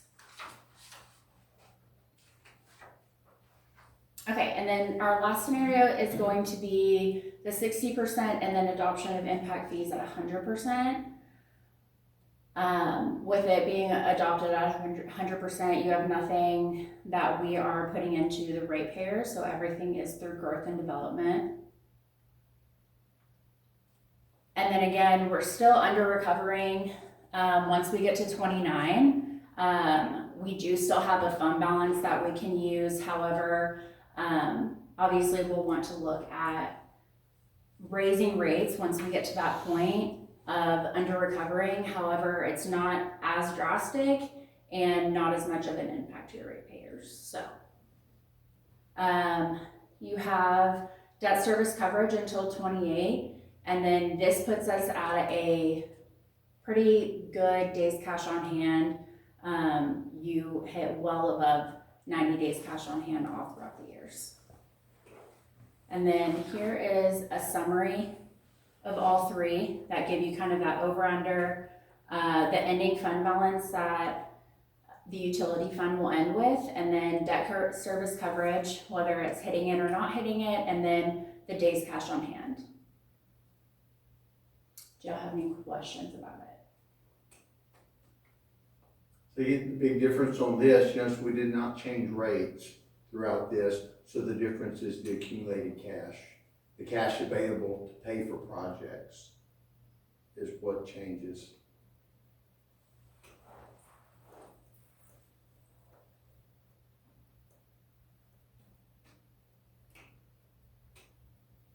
In all these instances, you're gonna have to do something in 29 regardless, because you don't make debt service coverage, so you won't have an option there. You're gonna have to make debt service coverage by ordinances.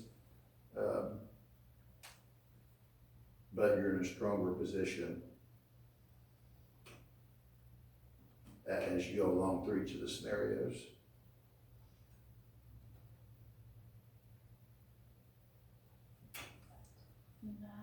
I believe that is it. Yes, I'll leave this up in case you have any questions.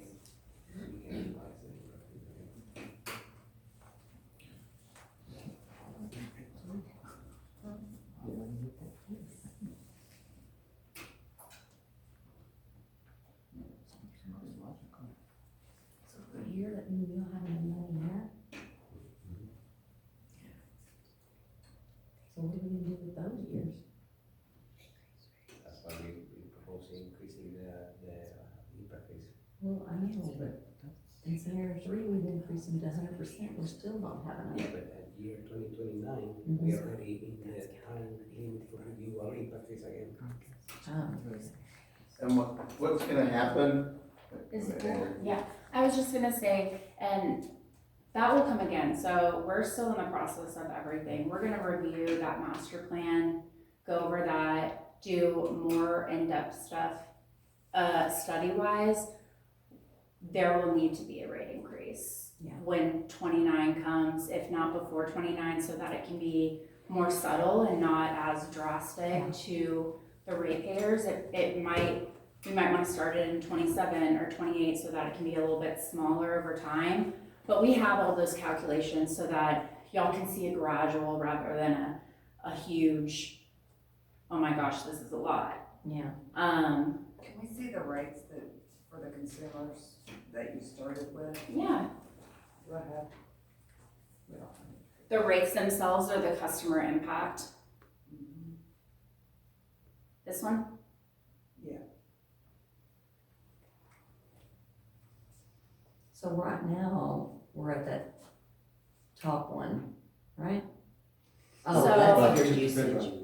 The So top this- one. My bill is Yeah, every we're month. gonna work on those, right, so where are you looking? No, It's all maybe about all of usage. that. So the split number is gonna be gallons, so the Yeah. usage. So 2,000 gallons, that's the cap for both of them. And then you have your average usage, which is gonna be what your average user of 67,000 gallons and 3,700 gallons. And then you have your 10,000 gallons for both of them. That's what those, the 10,000 would be more of your heavy users. But that's what the bill would look like. And this would be for both residential and commercial because you'll have the same residential and commercial rates. So an average user with this increasing to match is gonna be about a $32 rate increase Yes, Per month. per month. per month. So these are the current rates that we have on that first column, and then the second column is adopting the Gerald Schwertner increase in rates that they did in November, and that's your $32 increase overall.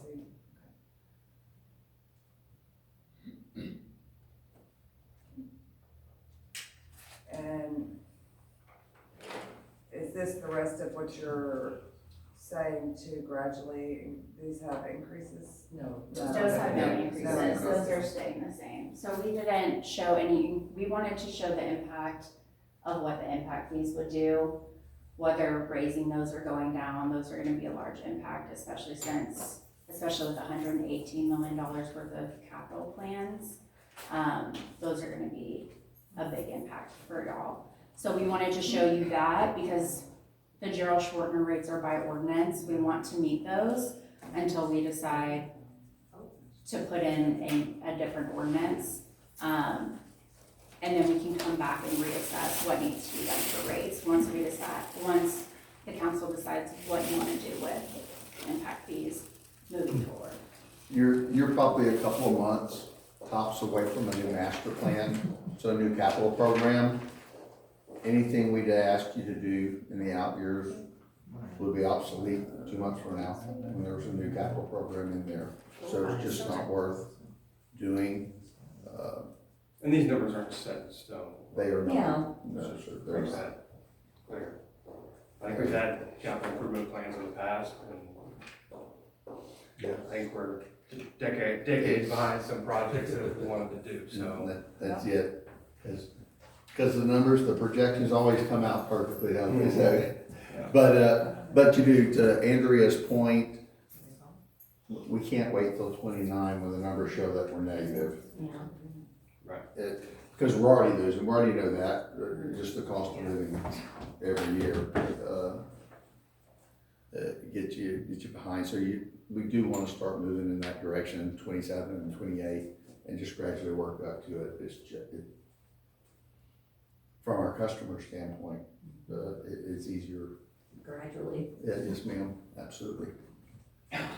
And we have time, that's the nice part of that, we do have time here with this. And this does, as she's pointed out, it lets you start taking over your own debt, paying for your own system, which is not where you were. So it is a big move, it's a big move in the right direction for y'all. Can you go back to that last slide again? Yeah. And in hindsight, you're reallocating almost $4 million plus every year. That's right now coming from your general fund, tied up to pay those debt service. So no matter which scenario we pick, we're good through 2028.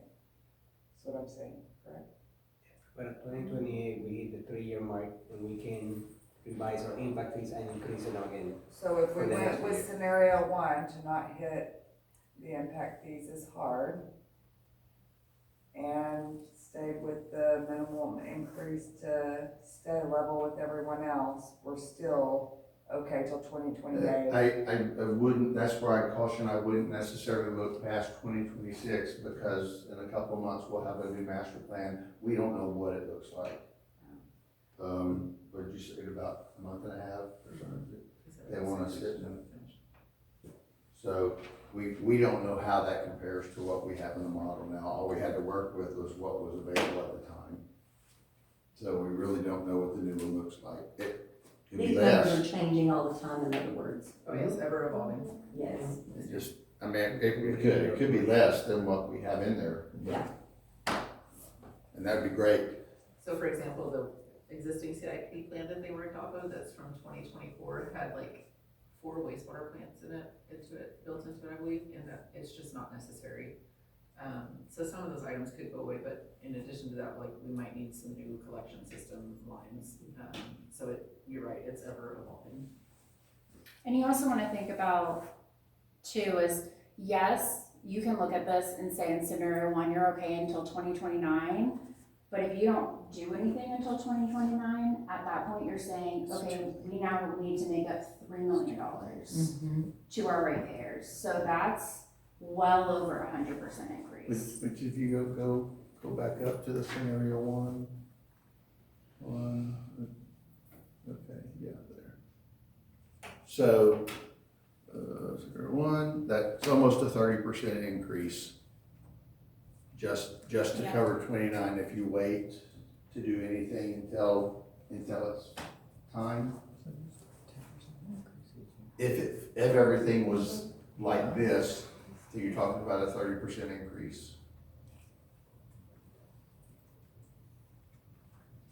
I'll say, I preface that, 30% increase just to have sufficient revenues. Don't know that that's enough to make debt service coverage or anything, we have to look at it first. No, ma'am. No. This will come back in March for, action. That's it, but again, informational for tonight. Thank you. Absolutely.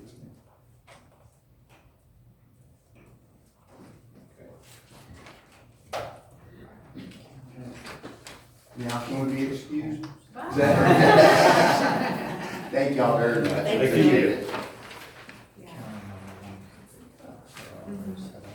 All right, 7.2, receive and discuss the presentation on the proposed changes to Article 8.02 of the City of Gerald Ordinance relating to noise regulations. Mr. Williams. Mayor and council, so, the end of January, we sent out an email asking for y'all's comments based on legal's recommendations for the noise ordinance.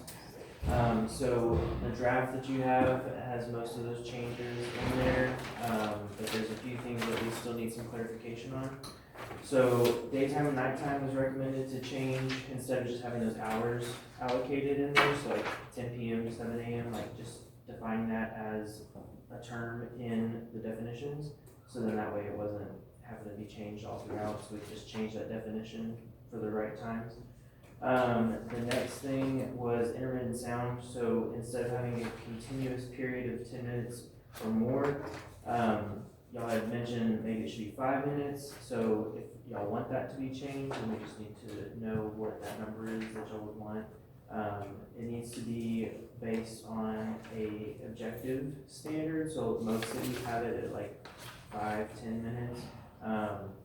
If there's a different time that you're wanting to propose, we just need some kind of like objective reasoning on why that would be the amount of time that you would want. The other one is garbage collection time. So within the ordinance, it just says that garbage collection is not allowed at nighttime. And then when you go down into the exception section, then there's an exception in there for garbage collection to be allowed at 3 a.m. That was just based on what Boston Disposal Services says. They normally won't be that early, but they could go that early. So if you want to allow that exception for 3 a.m., then that would be only in commercially zoned areas. Obviously, from an enforcement standpoint, there's neighbors next to commercial zones in some places, so that would just be something to consider.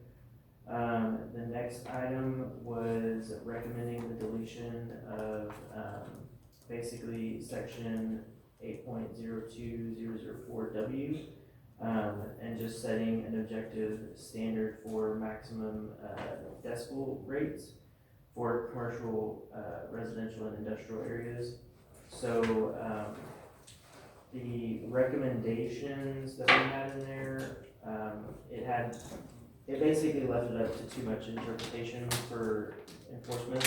So trying to clean that up and just make it a set based on whatever those decibel levels that we have set in the table below. And then the continuous sound, so max continuous sound table, we have an example from the city of Round Rock. And basically that is allowing a maximum continuous sound for the number of impulses in 24 hours. So we can adopt basically exactly what Round Rock has adopted, if that is what y'all would want us to do. But essentially we just need to basically define what that duration per day for in continuous hours is going to be.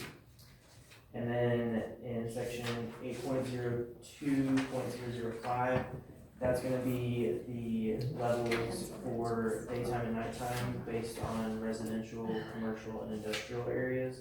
So we just want to know what is the decibel level that you want set, and do you want it set for both daytime and nighttime? Because right now it just says not specified for the daytime. And we gave you some examples there as well. Where would you like to start?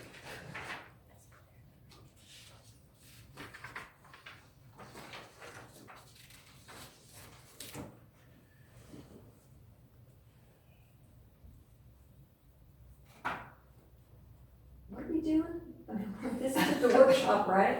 Yeah. Yeah, so we need Are you going seeking through all action these for bullets and, Oh, he wants direction right now verbally from us? Yes. Mm-hmm. yes. So that we can get it adopted. Start at the top Is and it go the point by motion? point.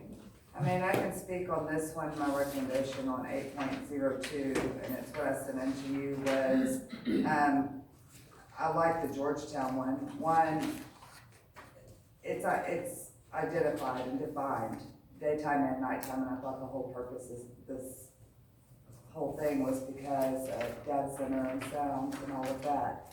And it's defined nighttime and daytime, and Georgetown is the closest resident, I would feel like. I thought it was weird that we're 63 and 56, like just random, and I think it would be okay to do 65 and 55, or, you know, something more standard than just random numbers. And looking at this, but I think anything with no limit, I think that was the whole purpose of identifying the noise ordinance to begin with. We needed some limits on things. Yeah. And that's what our community wanted.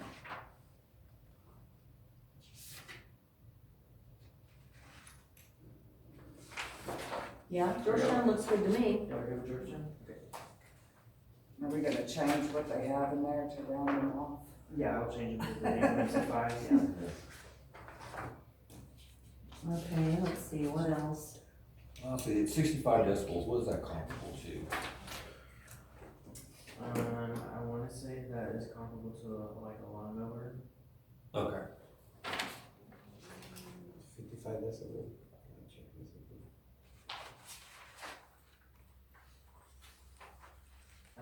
It says it is comparable to a dishwasher, washing machine, or a vacuum cleaner. 65? 65. Not too bad. A loud vacuum cleaner would be 75. Mm-hmm.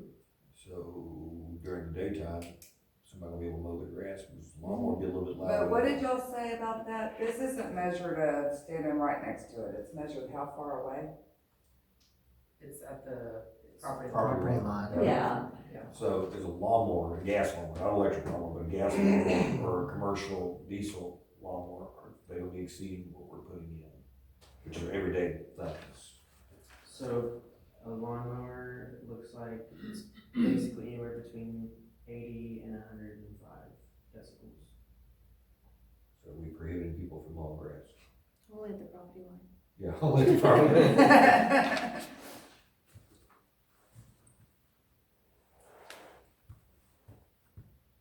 Then my question is, how does anyone So mow their domestic- grass and 60, leander? 60 decibel is normal conversation or a dishwasher. 70 would be vacuum cleaner and busy traffic. 80 garbage disposal and noisy restaurant. 90 decibel would be a lawnmower, hair dryer, or power tools. 100 decibel, motorcycle, handheld drill. 110, a rock concert, or shouting in your ear. And then from 120 up, that's when the pain threshold start. We changed the ordinance on grass, we let it get taller than 12 inches. We got it covered. So it is, To age and we'll be fine. it does not allow nighttime hours, for you to mow or like use any kind of like domestic power equipment. So daytime hours, it would be allowed, but yes, if you do set a daytime decibel level limit, then yes, you would be restricting. Yeah. They could do. Yeah, who's gonna go around and police this though? The police Police department. department. So have a sound meter. What So is if you see the- 85? Are they really? 80 If they get a would be a complaint, garbage, that's what 80 they'll- would be a garbage disposal or a noisy restaurant. So we need to set the daytime high, just so people feel Mow free to grass. mow their lawn, correct? No? Yeah, so the city that I worked in previously didn't have a daytime limit. It was. But I would set one Right. high because of, I mean, am I Yeah. wrong? No, The reason that we're looking at this is because of our growth? If you set one, let's say you put 100 decibel, it's a motorcycle or handle. And it is harmful after 15 minutes. So if I'm in my property and I crank my motorcycle, then I'll be in violation. I wanna know about that hand drill that's that loud, I mean, geez. Yeah, I mean, obviously, you know, we've got noise problems even in the residential areas where we're listening to music from 5 blocks off, so yes, but, I mean, how do we make it work one way and to not stop grass mowing and tree trimming and stuff? Or do we have to apply for a permit to mow our grass that day or something, I mean? Well, can you put like, even though, well, you say daytime hours, but no longer than 2 hours at a time, or no longer than an hour at 90 decibels? I mean, I don't know. What is 90? That's a lawnmower. But, I mean, so there's gonna be a period, we talked about, right, 10 minutes? Yeah. The 90 is harmful. If you're mowing your 8 lawn, hours. are you gonna get that constant After? 10-minute 8 hours. exact same? So 8 hours of sound continuous 90 decibel. that's Yes. when it becomes Right on the property line. harmful. Oh, not on the property line, no. Right. The farther you get away, the Yeah. decibels go down. So we don't need to put a time limit on it, no? Well, no, the time limit would be on there, right?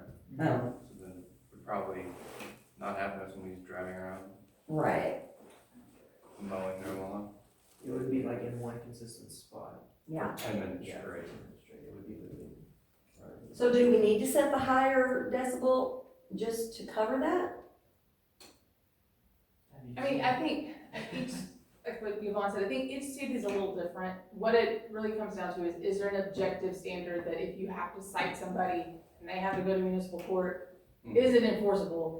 Can your city prosecutor prosecute it? Can the judge I rule don't think on it? other cities probably have issues with These are their hard, current yeah. daytime Because there's a daytime level limits. of- If so they These did, are, they these are would have- working, these are working fine for Georgetown. Yeah, okay. We shouldn't I like overthink it too And much, I and don't it's think. usually somebody calling and complaining. I don't foresee the police officers unless something is just blatantly obnoxious when they go by it. It's usually a result of somebody calling in. So I did reach out to the code enforcement supervisor that I know in Georgetown, and I asked her who enforces your noise ordinance, who goes out with the sound meter, and she said it is the police department upon like a complaint coming in. They're not. Yeah, just on a complaint. And where you're gonna see it is industrial. Is where people are going to target and want to call the police department, so I think we need, I mean, are these within reason of what we're trying to set for our current growth? If you did 75 and 65, or. Because it also takes into consideration the constant level, correct?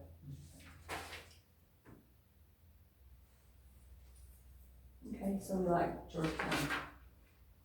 Georgetown's nighttime and daytime, but set for like a more even 65, not 63. Rounded to the nearest 5. So 65 and 60 then, Yeah, on 65. residential, and of course 70 and 65. And then industrial, Well, you go 65 and 60, only 5. what? You mean like 65 and 55 maybe? Where? Oh, 55, go down. 65 and 55, 70 and 65, and then 70 and 65. Or 75. It's industrial, you wanna go up to 3? I don't know. Oh, at the top end? For industrial on the bottom, daytime, 75 and 65. Sure. I don't Okay. think there's enough difference between. It's, that wouldn't make sense. And there was a statement made, something about so many yards off of property line, no, I Is thought. it 20 feet? Was it 20 feet off the property line? I thought it was 30. I think it's 30. I thought it was 30. 30 feet. I think so. Okay. Okay. Was that the only thing? Which in theory is about like the middle of the road in most cases, right? In the middle of the road. The consistent noise, do you want to see that table for Round Rock in there? So max continuous noise in 24 hours and max decibels for number of impulses in 24 hours. Filter rate in continuous hours.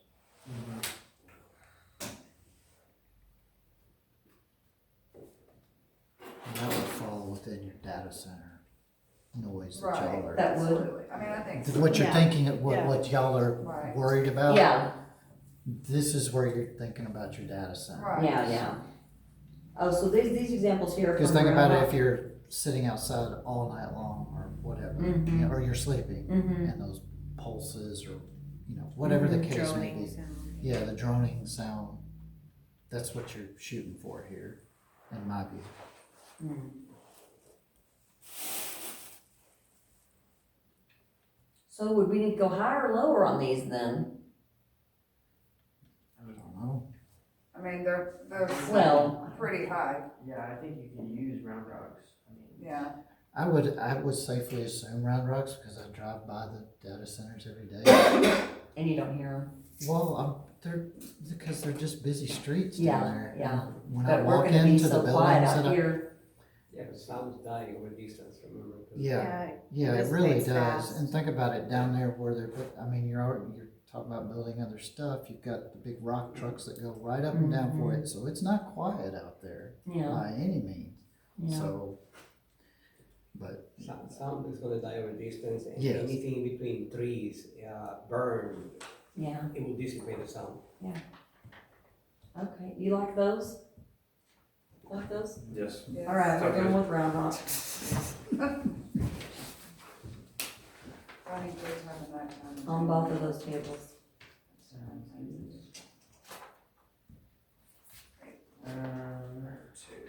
Garbage collection, are you all good with 3 again? or- Yeah.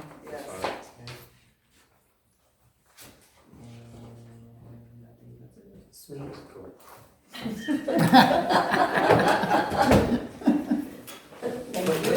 We have another workshop. No, we do not. We only had 2 No, workshops. it says 3. No. Is that it? The never-ending Yeah, you can see I'm it. not. Is that it? No, Oh, we're done? You No. have to bang the gavel Yeah. again?